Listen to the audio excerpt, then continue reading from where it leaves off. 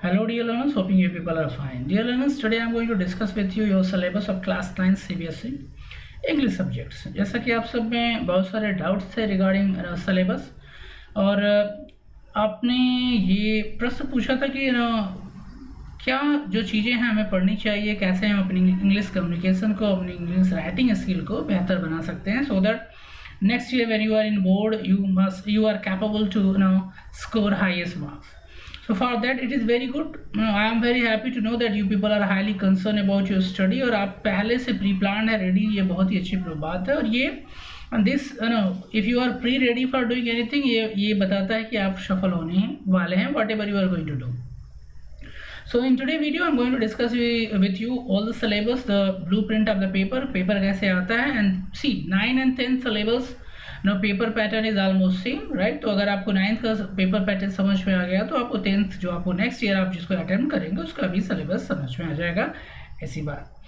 And हम देखेंगे क्या है ब्लूप्रिंट और पेपर में कैसे मार्क्स डिवीजन होता है, किस सेक्शन से कितने क्वेश्चंस आएंगे और किस सेक्शन में क्या क्वेश्चन किस तरह के क्वेश्चन पूछे जाएंगे, ताकि हमारी जो अंडरस्टैंडिंग है ऑफ दैट क्वेश्चन पेपर वो बेहतर हो सके और जब एग्ज़ाम में हमें पेपर मिले तो we don't have to need to scare of anything, क्योंकि हमें पहले से ही सारी चीज़ें पता है. देखिए इफ़ यू नो अगर आपको किसी भी चीज़ के विषय में पहले से ही पता हो तो आपको डर कम लगता है, ये फैक्ट है, बिकॉज ये एक साइकोलॉजिकल रीजन है for everyone. So let's go ahead and try to understand English syllabus. इसको हम देखेंगे बहुत ही थॉरोली और समझने की कोशिश करेंगे बहुत ही अच्छे तरीके से. चलिए देखिए आपका जो इंग्लिश पेपर है और इस बार का जो सिलेबस है आप क्लास 9 का इंग्लिश का वो है क्या. देखिए आपका जो पेपर होता है इंग्लिश का it has been divided into 3 section. How many section?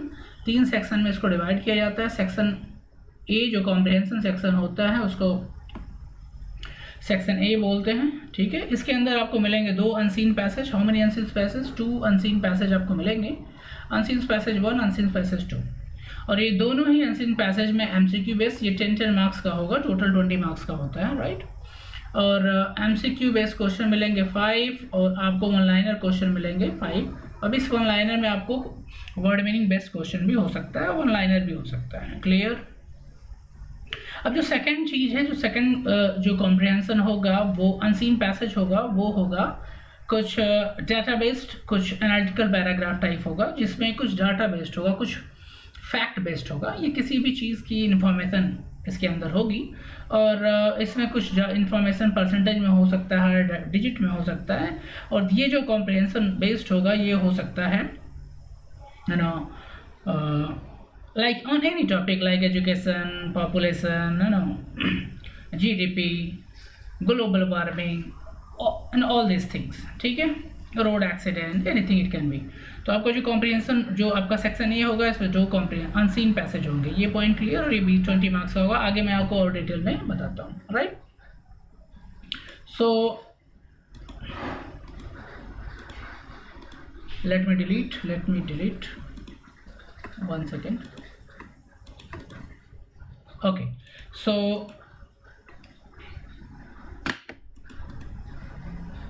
yes it is done. Now let's go.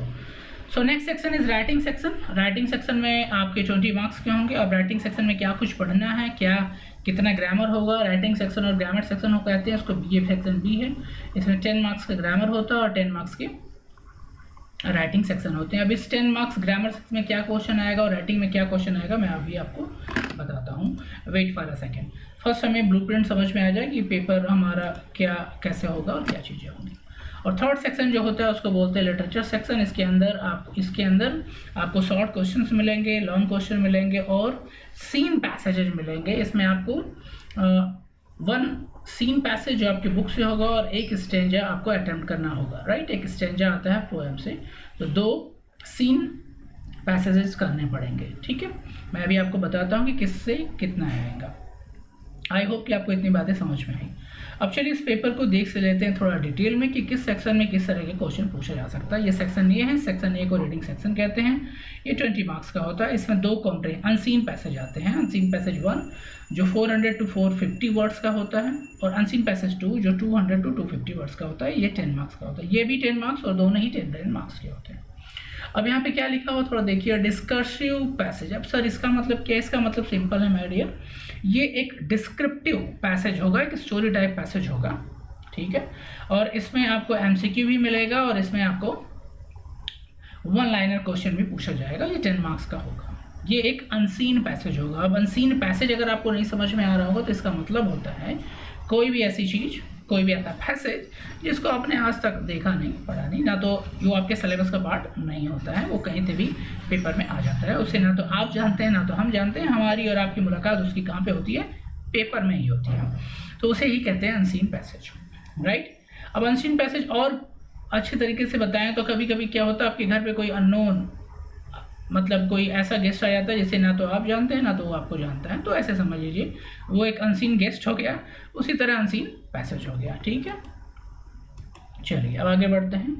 जो दूसरा पैसेज होगा वो केस बेस्ड स्टडी होगा, मतलब फैक्चुअल होगा। फैक्चुअल का मतलब क्या है सर? केस बेस्ड क्या मतलब? ये किसी डाटा पे, किसी इन्फॉर्मेशन से रिलेटेड होगा, या तो हो सकता है इसकी एजुकेशन हो, साइंस हो, टेक्नोलॉजी हो, कुछ भी होगा।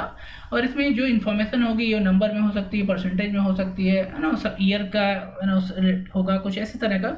ये एक स्टैटिकल डाटा होता है, या चार्ट में से एक फोटोग्राफ भी आपको मिल सकता है और उस पर बेस्ड क्वेश्चन होंगे और आपको अटेम्प्ट करना होगा। ये सारे क्वेश्चन एमसीक्यू हो सकते हैं, वन लाइनर भी हो सकते हैं। और दोनों जो अनसीन पैसेज होंगे ये होंगे 10 मार्क्स के, टोटल 20 मार्क्स के, ठीक है। अब आपका जो सेक्शन बी है माय डियर, उसे कहते हैं सेक्शन बी। और इसकी में क्या होता है? राइटिंग सेक्शन और ग्रामर सेक्शन। इसमें 10 मार्क्स का राइटिंग सेक्शन होता है और 10 मार्क्स का ग्रामर सेक्शन होता है और 10 मार्क्स की राइटिंग स्किल होती है, ठीक है। अब प्रश्न ये है, there is a question you people ask that sir is there any need to study grammar in class 9th and 10th? बहुत सारी ग्रेट पर्सनालिटी ये इस तरह का फुल क्वेश्चन पूछ देते हैं। तो for your kind information my dear, you must study all this thing. अगर आप अपनी इंग्लिश को बेहतर बनाना चाहते हैं, if you want to be expert in writing your answer right in a board exam and you don't want to face any kind of problem while writing, तो you must go through this chapter. ये chapter केवल आपके exam oriented knowledge नहीं देंगे, आपकी English communication, आपकी English writing skill को बेहतर बनाएंगे। और ये वन डे के लिए नहीं, ये लाइफ टाइम के लिए आपके लिए, ठीक है। तो ग्रामर सेक्शन में क्या क्या हमें पढ़ना है? Determiner, tense, modals and subject verb agreement, reported speech. आप वॉइस भी पढ़ सकते हैं, अगर आपके टीचर अच्छे हैं तो आप उनसे रिक्वेस्ट करेंगे सर हमें वॉइस भी बता दीजिए, क्योंकि ये आपको ऐड ऑन करेगा। आप इसमें जो कुछ चीज़ें जो नहीं दी हैं मैं अपने तरफ से बता दे रहा हूँ, आप उसको भी पढ़ लें अगर आप, if your teacher is ready to teach you. Like preposition आप पढ़ लें, ये आपको हेल्प करेगा आपकी सेंटेंस को और आपकी इंग्लिश नॉलेज को बेहतर बनाने में। और ये जो, क्योंकि प्रेपोजिशन की मिस्टेक्स की वजह से हम बहुत सारे सेंटेंसेस को फ्रेम नहीं कर पाते। तो ये आपके सिलेबस में कुछ चैप्टर्स जो आप चाहें तो अपने टीचर से रिक्वेस्ट करके खुद भी पढ़ सकते हैं, वो आपको पढ़ा देंगे in your school, right. Beside this chapter like voice is not given, so you can study voice also my dear, right? Voice is very important, though it is not here, so you can study that.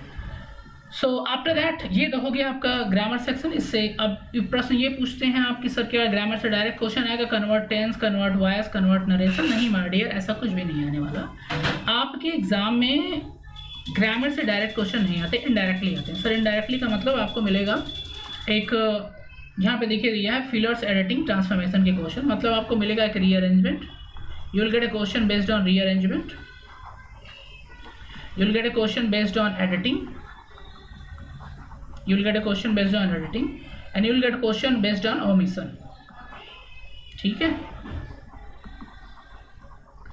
and you will get a question story complete करने के लिए भी आ सकता है आपको। और fillers भी मिल सकता है। इस फिलर्स में means fill in the blanks type दे देगा, उसमें आपको फिल करना पड़ेगा, ठीक है।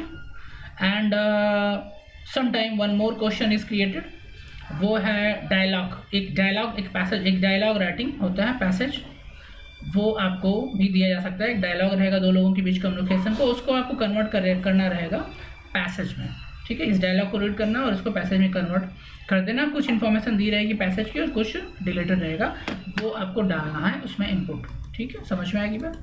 तो ये सारे क्वेश्चंस आपके ग्रामर बेस्ड रहेंगे। अब अगर हम बात करें कि राइटिंग से क्वेश्चन क्या आएगा सर, ये तो हो गया 10 मार्क्स का grammar, okay.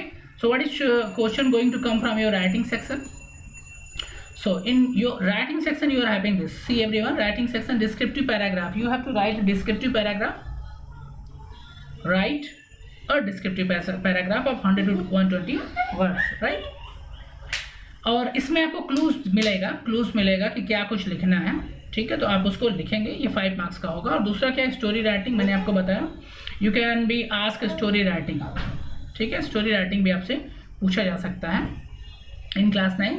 And if your teacher want he can also ask you later writing, ठीक है, लेटर राइटिंग भी आपके सिलेबस का पार्ट है। यहाँ दिया नहीं but I am telling you, तो वो भी आपका टीचर आपसे पूछ सकता है, ठीक है।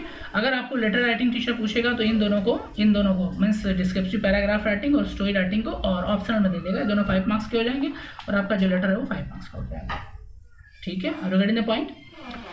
सो आई होप इतना समझ में आया होगा। अब हम चलते हैं थोड़ा आगे और देखते हैं लिटरेचर सेक्शन में क्या है। Literature section is a golden section. ऐसा मैं क्यों बोल रहा हूँ, क्योंकि इसमें 40 मार्क्स है माय डियर।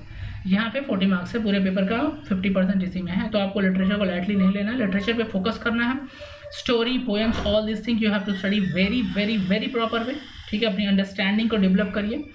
अगर आपको कोई डाउट्स हो, कोई प्रॉब्लम्स हो, अपने टीचर से कंसर्न करिए और you can write me in comment section. I am here to help you 24/7।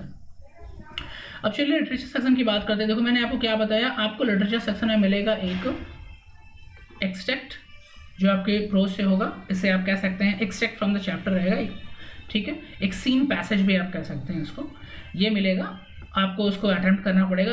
Out of 2 आपको एक करना होगा सीन पैसेज, और आउट ऑफ 2 स्टेंजा आपको एक स्टेंजा करना पड़ेगा। ये पोएम से होगा, ठीक है। बोथ विल बी आप 5 मार्क्स, ठीक है। तो 10 मार्क्स के सीन पैसेज आपको मिलेंगे आपके पेपर में। I hope it is clear.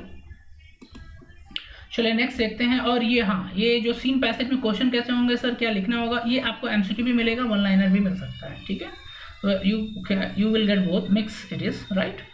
अब अगर बात करें कि शॉर्ट क्वेश्चंस और लॉन्ग क्वेश्चन कहाँ से आएंगे, देखिए 5 क्वेश्चन रहेंगे जो आपके फर्स्ट स्लाइड से होंगे और उसमें से 4 आपको अटेम्प्ट करना पड़ेगा, ठीक है। ये 12 मार्क के होंगे और 3 क्वेश्चन आपको मिलेंगे आपके फुटप्रिंट विदाउट सॉरी यहाँ पे हाँ वी हाइव बुक से मिलेंगे। Sorry I told you the book name of class 10। So we hive book से मिलेंगे आपको, ठीक है। और 2 questions out of 3 you have to attempt from the your movement book, ठीक है। और ये होंगे आपका ये मूवमेंट बुक क्लास 9th, और ये होंगे 3 क्वेश्चन 6 मार्क्स का, ठीक है। तो शॉर्ट क्वेश्चन 12 मार्क्स का आएगा आपके वी हाइव बुक से, और शॉर्ट क्वेश्चन 6 मार्क का आएगा आपके मूवमेंट बुक से। उसके बाद दोनों ही बुक से आपको 6 मार्क्स से एक लॉन्ग क्वेश्चन मिलेंगे, वी हाइव से भी एंड मूवमेंट से भी, and you have to attempt it, ठीक है। इतना समझ में आया। अब चलिए थोड़ा आगे देखते हैं कि क्या क्या चैप्टर हैं। चैप्टर को लेके भी आप बहुत कंफ्यूज है। ये सारे चैप्टर हमारे इस बार सिलेबस में हैं। The fun they had beehive में है, the sound of music, the little girl, trust, true beautiful mind, snake and the mirror, my childhood, reach for the top, Kathmandu and if I were you. ये सारे chapter जो आपके beehive book में हैं। और poem जो है वो है the road not taken, wind, rain on the roof, the lake of isle of Innisfree. ये जो पोएम है, legend of the northland, no man are foreigner, and on killing a tree, a slumber did my spirit. तो ये सारे poems है जो आपको attempt करने हैं। अब मूवमेंट की बात करें तो लॉस्ट चाइल्ड है एक story, the adventure of Toto बहुत ही फनी है, ईश्वरन द स्टोरी टेलर ये बहुत ही इंटरेस्टिंग स्टोरी है, the kingdom of the fool ये भी बहुत ही इंटरेस्टिंग स्टोरी। अगला है द हैप्पी प्रिंस और the last leaf and a house in not house and the baker. ये सारे चैप्टर्स आपके बुक में हैं और आपको पढ़ने हैं बिहाइव और मूवमेंट से। सो आई होप कि आपको समझ में आ गया हो डियर कि क्या पेपर पैटर्न कैसा होगा, पेपर कैसे पूछा जाएगा, कितने मार्क्स से कितने क्वेश्चन आएंगे। अगर अभी भी आपको कोई डाउट हो तो आप मुझे लिख सकते हैं in comment section. I will definitely reply to you of your all questions, ठीक है। अगर आपको कोई भी डाउट हो आप कमेंट सेक्शन में लिखें। And one advice from my side to all of you, see you people are in class 9। Class 9 में अक्सर ये देखा जाता है कि स्टूडेंट की जो हैंड राइटिंग होती है इंग्लिश की, वो मतलब अगर देखा जाए तो 30% स्टूडेंट की अच्छी होती है, अराउंड 70% आर नॉट गुड। तो आप ये जो 30% है जिनकी अच्छी है वो अपनी हैंड राइटिंग को और अच्छा बनाने की कोशिश करें, और जो 70% है वो वर्क ऑन करें। और हैंड राइटिंग इंप्रूव कैसे होती है इसका सिंपल फंडा my dear, you need to write every day. आप जो भी सब्जेक्ट्स पढ़ रहे हैं उसके आंसर जब आप मेमोराइज कर रहे हैं then you keep on writing your rough copy. इससे क्या होगा, your hand writing will be improve and your subjects question answer will be prepared. तो ये 2 in 1 हो जाएगा, एक तीर से आप दो शिकार कर लेंगे, अपनी हैंडराइटिंग को भी इम्प्रूव कर लेंगे और your question answer also will be prepared. So see you my dear, I hope आपको समझ में आया होगा और इस वीडियो से आपको हेल्प मिली होगी। So if you are new to my channel, please do subscribe and share this video with your friend group so that they can also get the same benefit which you are having. See you in the next video. Till then, keep watching, keep studying. Good luck and goodbye.